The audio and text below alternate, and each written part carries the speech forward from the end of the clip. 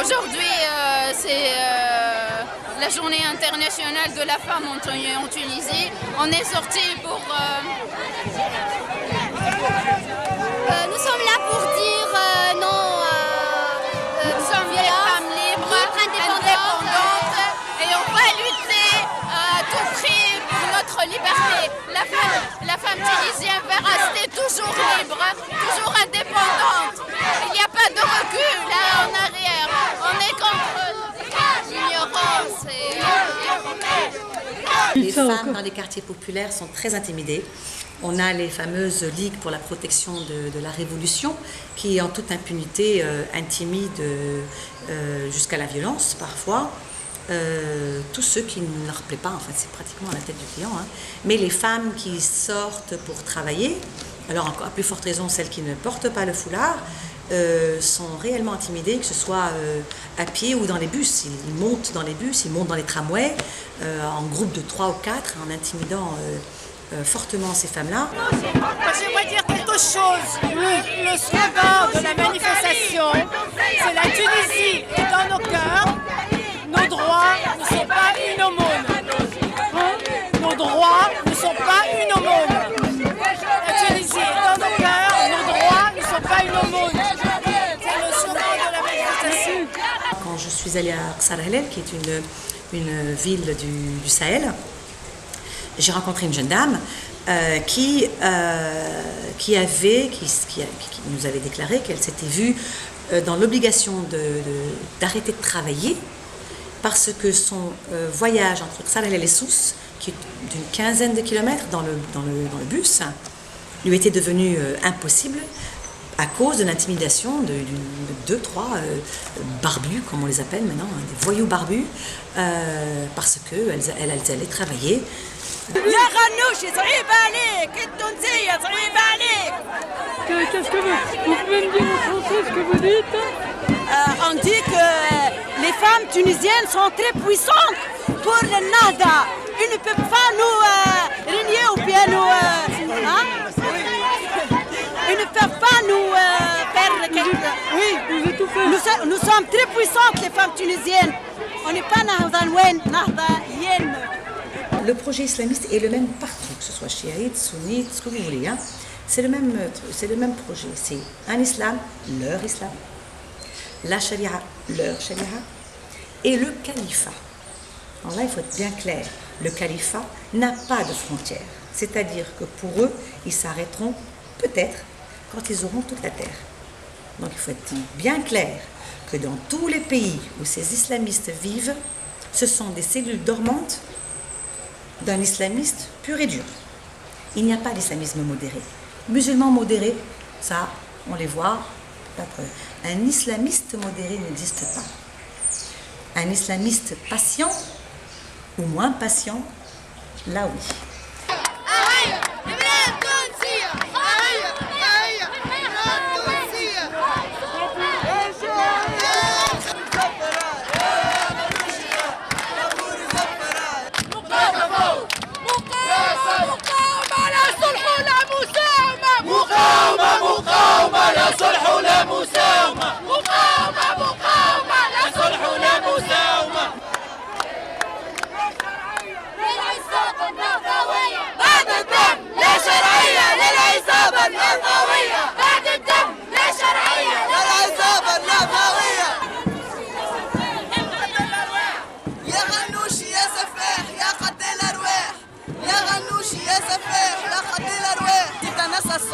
Un tueur, tout simplement.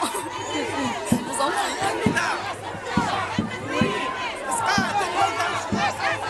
Je pense que toutes les femmes tunisiennes sont révoltées contre ce qui se passe pour toutes les libertés, qu'elles soient pour les femmes ou pour les hommes. On est là pour dire que la femme tunisienne est libre. Elle veut être libre, elle veut rester libre et elle restera libre. Ben, ils ont voté pour eux, ils leur ont laissé essayer. Ils ont vu non seulement l'incompétence, mais ils ont vu aussi l'illégalité de leurs agissements, à commencer par le premier complot, c'est-à-dire modifier l'Assemblée constituante en un parlement, alors que nous sommes supposés être encore dans une transition pour la démocratie. ils agissent comme un parlement. Hitler, sous couvert de tartufferie.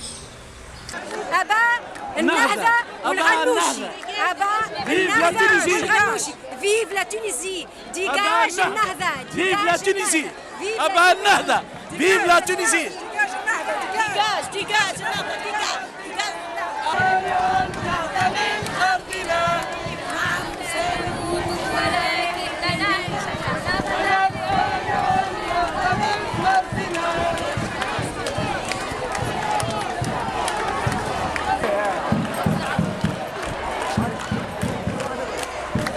Non, c'est pas moi, c'est ma sœur qui va parler. Venez en Tunisie, la Tunisie est trop calme, sans terrorisme. Et Tunisie est connue un pays très ouvert et très ouvert pour tout le monde. Et voilà, venez, n'hésitez pas. Vive la Tunisie! Merci!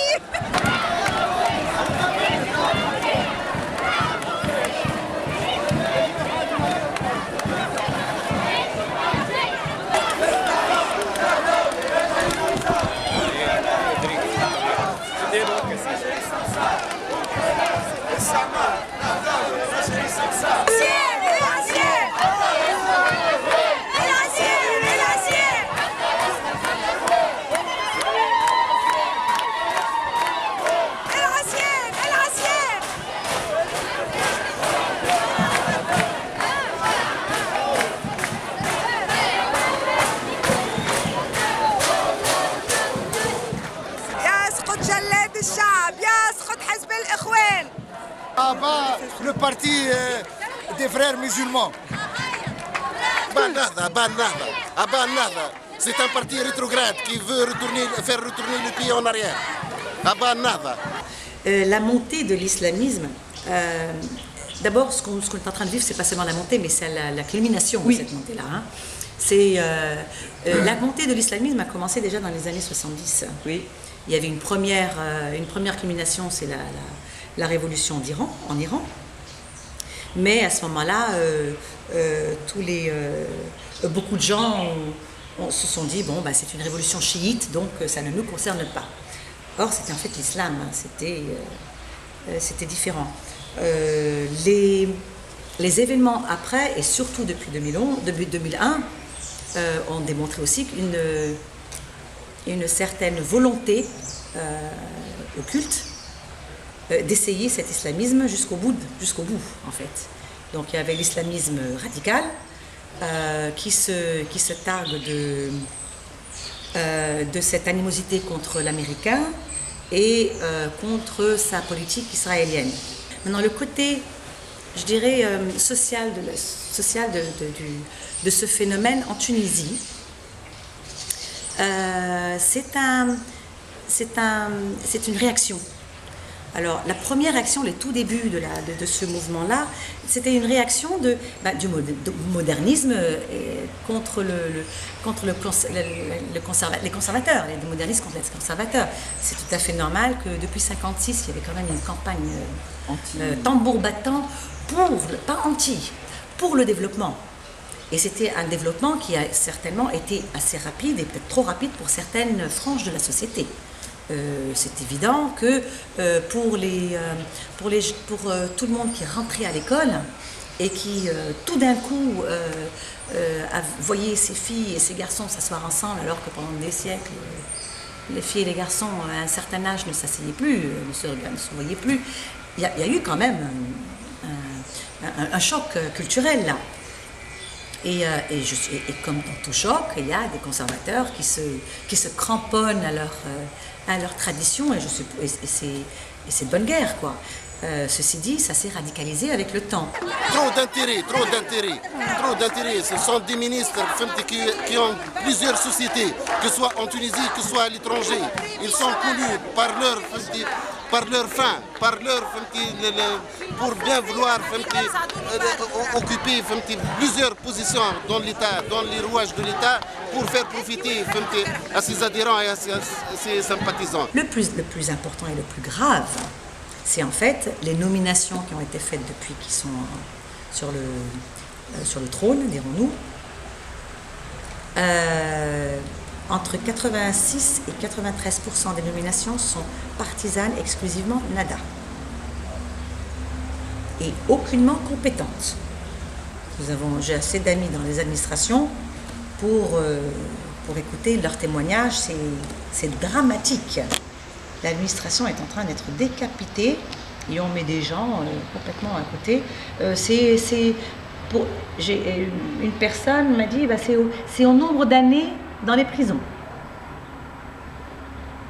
Ça fait partie de la compensation. Heureusement, on ne peut pas, sans expérience, gérer un ministère ou plutôt une administration. S'ils ont passé 15 ou 10 années en prison, tout est à leur honneur, c'est bien entendu, mais ce n'est pas facile de la prison passer et prendre la gestion d'un pays. C'est ça l'incompétence. La Ligue nationale de protection de la révolution aussi, c'est une ligue qui n'a pas d'autorisation, qui n'a pas de visa. Il y a eu des crimes politiques, il y a eu des agressions, il y a eu la violence. Et ce gouvernement, au nom, soi-disant, de la démocratie, de leur démocratie, n'interviennent pas et ne punissent pas les coupables. Alors ça a donné un climat d'insécurité et le Tunisien a peur. Si les Tunisiens ont peur, comment voulez-vous que l'étranger investisseur ou touriste n'ait pas peur? Le peuple est contre eux aujourd'hui.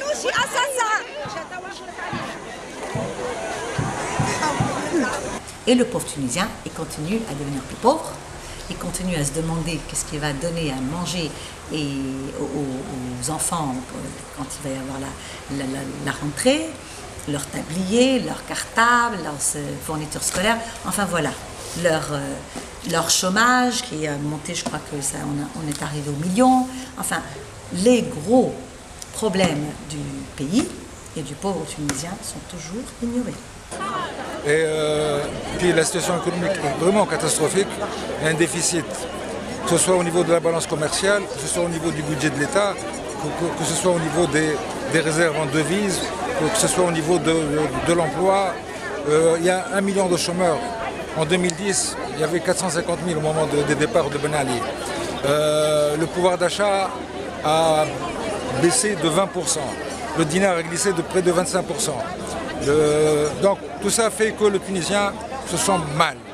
Et il a compris d'où vient le mal et il veut arrêter. Donc vous voyez autour de moi, il y a des jeunes couples avec des bébés et leurs poussettes. Il y a des personnes sur des chaises roulantes. Unanimement, les Tunisiens sortent, n'ont plus peur. Et avant d'arriver là, on a eu des informations sur les réseaux sociaux qu'on allait être agressé, attaqué, etc. Mais qu'on est quand même venu, on n'a pas peur, on est là. Depuis le 1er janvier 2013, on n'a plus de CNSS. Et le salaire a toujours été payé en retard. Et à partir du mois de juillet, c'est fini, il n'y a plus de salaire. C'est la catastrophe. Nous allons droit au mur. D'ici 2 mois, il n'y a pas de salaire, même pour tout le monde, tous les Tunisiens. Même pour les fonctionnaires de l'État, nous allons de mal en pis. La situation est horrible et les députés doivent démissionner et quitter.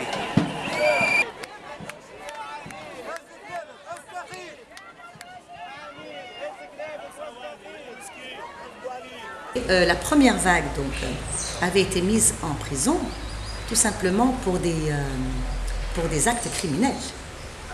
C'était carrément des poseurs de bombes. On jetait de l'acide sur les visages des gens et sur les jambes des femmes. Et puis ça a été le début. C'était en 87, entre 87 et 87.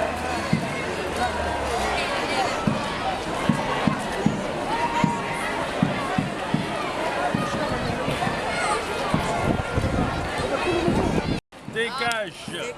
En arabe. On est prêt de tenir bon. On est prêt de continuer jusqu'au bout.